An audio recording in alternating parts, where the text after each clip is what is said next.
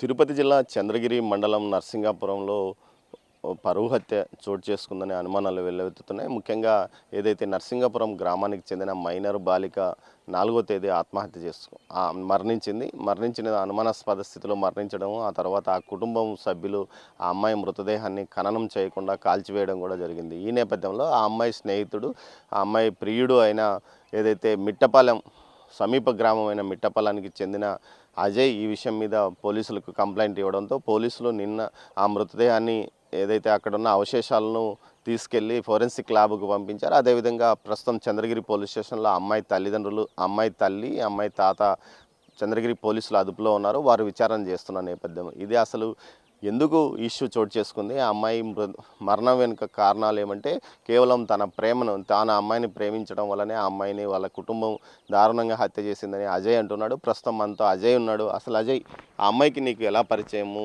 ఎన్ని సంవత్సరాల నుంచి మీరు అమ్మాయితో పరిచయం? 4 ఇయర్స్ నుంచి.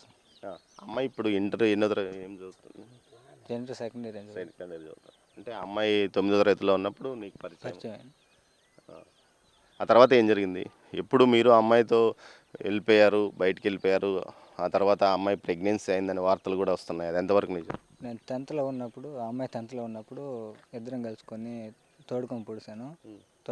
ఆ అమ్మాయి వచ్చేసింది ఇంటికి, వాళ్ళ ఇంట్లో ఏదో మ్యారేజ్ చేస్తానని చెప్పి కుందుకి, వాళ్ళ బావతో ఎవరితోనో. దాంతో ఆ అమ్మాయి వచ్చేసే కుందుకి అటు నుంచి నేను తోడుకొని మా ఇంటికి తోడుకెళ్ళాను. అక్కడ నుంచి వద్దునన్నా కేసు అవుతుంది ఏదంటే ఆ అమ్మాయిని ఇంటికి తీసుకొచ్చి వదిలేద్దాం అనుకున్నాను. పోలీస్ స్టేషన్ తీసుకొద్దామంటే మళ్ళీ నువ్వు నాకు దక్కవు, నేను ఇంకా మా అమ్మాయిని ఇంటికి పోతే మా ఇంట్లో వాళ్ళని చంపేస్తారు, లేకపోతే ఎరువుడికి ఇచ్చి పెళ్లి చేస్తారు అనే కుందుకు ఏడ్ చేయకుందుకి నేను అటు నుంచి ఆ అమ్మాయిని తోడుకొని పొడిచాను. తోడుకొని పొడిసి వేరే చోట పెళ్లి చేసుకున్నాను. పెళ్లి చేసుకొని 4 రోజులు బయటే ఉండిపోయినాము. పోలీసు వాళ్ళు ఎంక్వైరీ చేసి మా ఇద్దరిని మళ్ళీ తర్వాత పట్టుకొచ్చినారు. అప్పుడు కేసు అయితే పెట్టలేదు మా మీద, ఇద్దరు ఫ్యూచర్లో పోతాయి అనేసి అటు నుంచి మళ్ళీ వచ్చేసాము. దాని తర్వాత అక్కడి నుంచి వచ్చిన తర్వాత 8 మంత్స్ దాకా ఆ అమ్మాయికి నాకు కాంటాక్ట్ లేకుండా ఉండింది. ఆ అమ్మాయి అప్పుడు కన్సీవ్ అయిందంట, నాకు తెలియదు. అంటే నువ్వు 8 మంత్స్ దూరంగా ఉంటే కన్జ్యూవ్ అవుతుందా, లేకపోతే అంతకుముందు మీరు ఒక నెల రోజులు వెళ్ళినప్పుడు అక్కడ ఉన్నప్పుడు కలిసి కన్జ్యూవ్ కన్సీవ్ అయింది. ఆ విషయం నాకు చెప్పుకోలేదు, ఇంట్లో వాళ్ళకి చెప్పుకోలేదు. 8 నెలలు తను ఎవరికి ఇంట్లో వాళ్ళకి చెప్పుకోకుండానే ఇంట్లోనే ఉండింది. 8వ నెలలోనే ఇంట్లోనే డెలివరీ అయిందంట. డెలివరీ అయ్యింది, మగబిడ్డ పుట్టినాడంట. తను ఏడుస్తా అట్ట ఆడుకుంటా ఉన్నాడంట. ఆ అమ్మాయికి బ్లీడింగ్ అవుతానే ఉన్నిందంట. మా ఏదో రాలేదనేసి ఇంట్లోనే పెట్టుకొని ఎవరికి 3వ గంటకి గడి చెప్పలేదంట వాళ్ళమ్మ. ఆ అమ్మాయి చెప్పడం ఏమంటే నాకు మా అమ్మాయి చంపేసింది బిడ్డని అని చెప్పింది నాకు. ఆ తర్వాత అమ్మాయితో నీకు ఎప్పుడు మళ్ళీ మాట్లాడేవా అమ్మాయి? నేను జైలుకి వెళ్ళేటప్పుడు. అంటే నీ మీద అంటే 8 నెలల తర్వాత కేసు పెట్టారా, ఫోక్సో కేసు అంతకు ముందు పెట్టారా? 8 నెలల తర్వాత సార్. ఆ అమ్మాయికి డెలివరీ అయిన తర్వాత సార్ హాస్పిటల్కి తోడుకొని పోయారు. హాస్పిటల్లో ఎక్కడ జాయిన్ చేసుకోలేదనేసి అటు నుంచి అక్కడే కంప్లైంట్ ఇచ్చి మళ్ళీ దాని తర్వాత నేను డ్యూటీ నుంచి వచ్చాను, నాకు ఏ విషయం అనేది కూడా తెలియదు. అటు నుంచి నేరుగా స్టేషన్ తీసుకొని పోయి అటు నుంచి నేరుగా నన్ను జైలుకి పంపించేశారు. అక్కడికి వెళ్ళాకే నాకు తెలిసింది ఈ విషయాలన్నీ. అమ్మాయి నిన్ను జైల్లో కలిసిందా? కలిసింది సార్. అక్కడికి వచ్చి తను నాకు ఇంటర్వ్యూలు పెట్టి తనే బెయిల్ కోసం పోరాడి నన్ను తీసుకొచ్చింది. బెయిల్ ఎవరు? ఆ అమ్మాయి ఇప్పించిందా బెయిల్?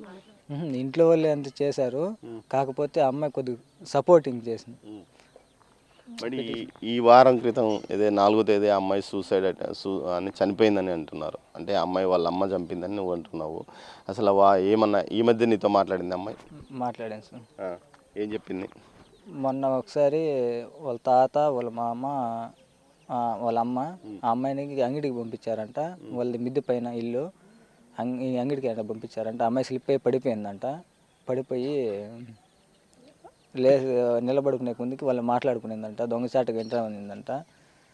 ఆ ఏమి ఇంకా వినదు, మనకు పరువు తీసేస్తుంది, మన కులం మతం ఇవన్నీ మన ఇదైపోతుంది, ఆ ఎమ్మికి విషయం పెట్టి చంపేయాలి అని చెప్పింది. అది ఈరోజు రాత్రికి నాకు విషయం పెట్టేస్తారంట, నన్ను చంపేస్తారంట అని నాకు చెప్పింది సార్. దానికి నేను లడ్డు అదంతా ఏం చేయబాక, నువ్వు తినద్దు, నేను వస్తాను, నేను కాపాడుకుంటాను అని చెప్పినాను. నీకెప్పుడు తెలిసిందా అమ్మాయి చనిపోయిందని? నాకు చనిపోయిన తర్వాత మరుసటి రోజు నైట్ తెలుసు. మరి నువ్వు తెలిసిన వెంటనే పోలీసులకు కంప్లైంట్ నువ్వే చేసావా? నన్ను ఇంట్లో వాళ్ళు మా పే మా మా మా వాళ్ళు పంపిలే బయట. ఇంకా నన్ను ఏమైనా అమ్మాయినే చంపుకున్నారు కదా, నువ్వు ఒక లెక్క వాళ్ళకి, నిన్ను కూడా ఏమైనా చేస్తారు వాళ్ళు అని చెప్పి నన్ను ఇంట్లో లాక్ చేసేసారు. ఎవరికి తెలియకుండా పోలీస్ స్టేషన్ కాడికి పోయి నేనే చెప్పాను. అదే పోలీసులు నిన్న వాళ్ళ అదుపులోకి తీసుకున్నారు.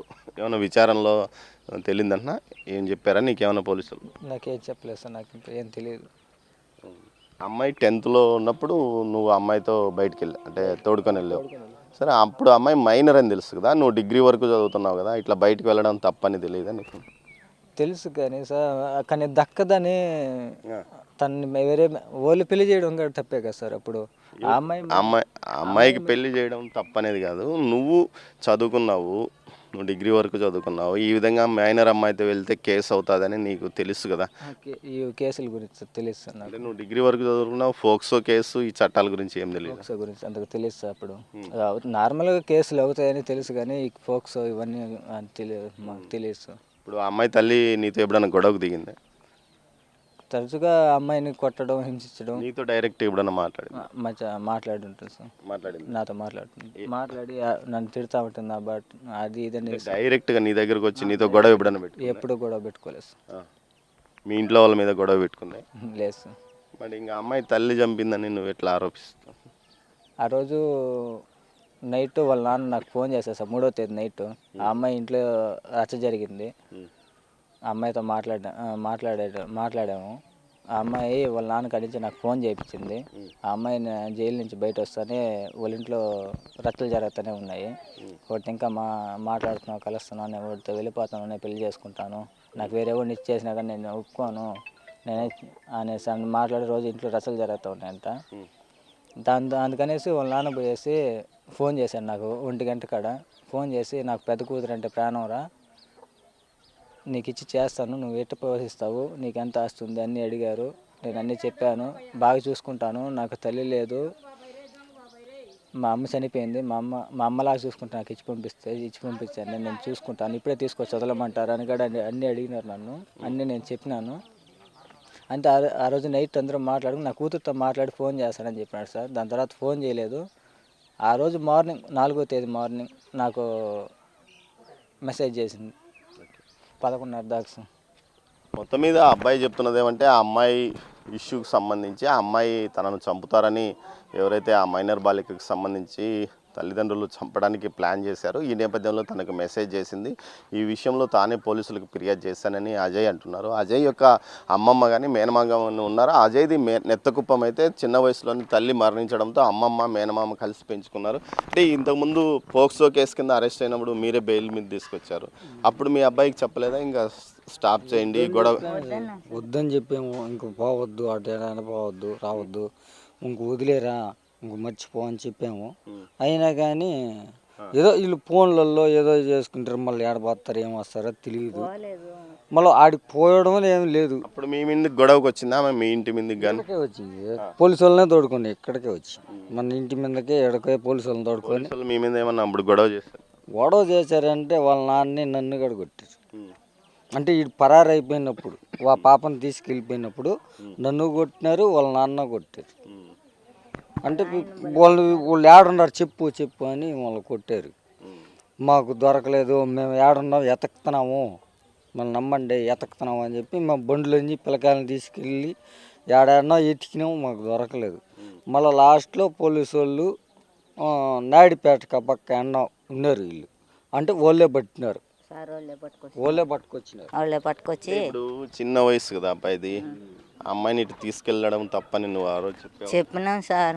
ఇట్లా పని చేయొద్దు నైనా, మనకు వద్దు ఆ బిడ్డ అని కూడా చెప్పినాము. ఆ పాపే వచ్చేస్తుందమ్మా. నేను అమ్మాయి చనిపోయింది కదా, ఎలా అనిపిస్తుంది మీకు? సార్ మాకు ఆ బిడ్డను పంపించినా కూడా మేము చూసుకుంటాం సార్. మా బిడ్డను చెడిపోసింది, పోతే పని లేదు, దాని బిడ్డన్న బాగుండి అనుకున్నాం సార్. వాళ్ళు అంత పని చేస్తారని మాకు తెలియదు సార్. వాళ్ళు మాకు ఏం ఎందుకు చంపింటారు అనుకుంటారు? ఈ క్యాస్ట్ ఫీలింగ్తో ఆ పని చేసింది. ఆ పొద్దు స్టేషన్లో ఉన్న పొద్దు ఇద్దరిని ఒకసారి పెట్టి వాళ్ళ అమ్మను ఏమిని ఈయన్ని ఒక దగ్గర పెట్టి మాట్లాడేటప్పుడు సార్ కాడ నుంచి లేచి కక్కుంటూ వచ్చింది అని చూసి అయితే అప్పుడు అంటే ఆ రోజు బయట వెళ్ళిపోయినారు కదా. అప్పుడు తోడుకొచ్చినప్పుడు ఇట్లా పట్టుకోపోయింది అంది కూడా సార్ వాళ్ళు లోగాకు దోసుకొని పూస్తున్నారు, లోగాకు దోసుకొని పూస్తున్నారు సార్ వాళ్ళు. పోము అక్కడగా ఏంది అనేసి ఆడనే గొడ్లు బెరికేసింది. ఆ పిల్లకి దండ ఒకటి ఉంటే దండ బెరికేసింది, అన్నీ బెరికేసింది. ఏమి లేకుండా బయట తీసుకొచ్చి మళ్ళీ వాళ్ళ గొడ్డలు తగిలిచ్చింది తోడుకొని. ఏదో కొట్టి తిట్టితే కూడా ఆ పిల్ల ఎనికి తిరిగి చూస్తూ ఉండదు. ఈ సాయి ఈ స్టేషన్లో ఉన్నాడు అట్లా చేసుకొని తోడుకొని పూసింది. పోతే పోనీ ఇంకేం చేద్దామని మేము భయపడిపోయినాం. ఆమెతో కూడా మాట్లాడేదానికి కూడా మా బిడ్డనే దండిచ్చినాం సార్. చిన్న వయసు కదా పాపకు, వీళ్ళు ఏం చేసేస్తారో ఏమో అని అట్ట బయలుదేరి పడినాం సార్. 4 నెలలు ఉన్నాడు సార్ చిత్తూరు జైల్లో. ఏదైతే అమ్మమ్మ అదే అజయ్ వాళ్ళ అమ్మమ్మ కానీ వాళ్ళ మేనమామ కానీ అజయ్ కానీ చెప్తున్న దాన్ని అంటే ఖచ్చితంగా ఏదైతే ఇది పరువు హత్య అని వారు చెప్తున్నారు. ముఖ్యంగా తమ మనవడితో ఆ అమ్మాయి 4 నెలల పాటు అజ్ఞాతంలో ఉంది.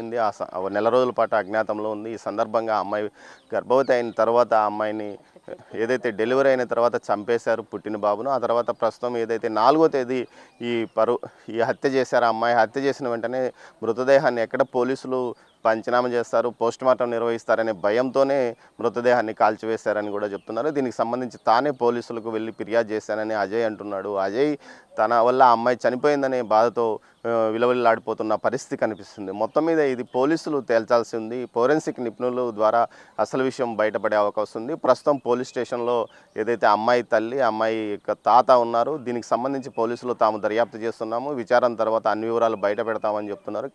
కానీ అజయ్ మాత్రం ఖచ్చితంగా ఇది పరువు హత్య, తమది తక్కువ కులమనే ఏదైతే అమ్మాయి తల్లి గతం నుంచి వాదించేది. గతంలో అమ్మాయి 10వ తరగతి చదువుతున్నప్పుడు తాను కొంతకాలం పాటు ఆ అమ్మాయితో బయటకు వెళ్ళాం. ఆ సందర్భంగానే తమ మీద 8 నెలల తర్వాత ఫోక్సో కేసు పెట్టారు. 4 నెలల పాటు జైల్లో ఉండి బెయిల్ మీద వచ్చాను. ఆ తర్వాతనే అమ్మాయితో ఫోన్లో మాట్లాడుతున్నాను కానీ ప్రత్యక్షంగా ఎప్పుడు కలవలేదు. కానీ ఖచ్చితంగా ఆ అమ్మాయి హత్య చేశారని కూడా అతను చెప్తున్నాడు. ఇది ఇక్కడ ఏదైతే ఈ అబ్బాయి ఈ మైనర్ బాలిక మరణించిన తర్వాత జరుగుతున్న పరిణామాల్లో ఆ అబ్బాయి మనోగతము.